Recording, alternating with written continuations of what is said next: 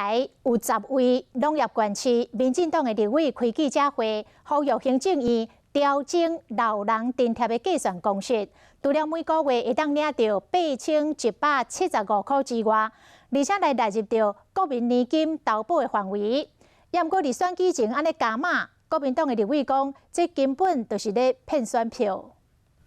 10位来自农业县市民进党立委为农民请命，认为现行的老农津贴以7000块为计算基底，无科学依据，要向行政院争取改变计算的公式。根据主计总数，这个每人每月22000块来做一个计算，然后再乘以劳保的一个给付率1.55，然后再乘以这个。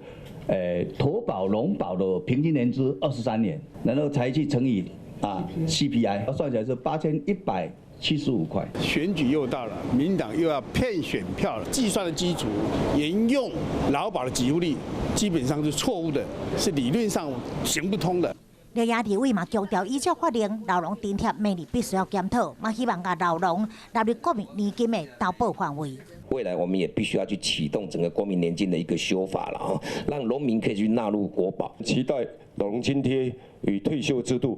连结国民年金，那也鼓励更多的青农可以返乡来务农。 民进党团呼吁部分党派支持，希望经济委员会当伫这个会期，会使甲检讨老农津贴纳入优先法案。国民党团强调，未来会针对老农津贴提出对案，甲立营用论述正面对决。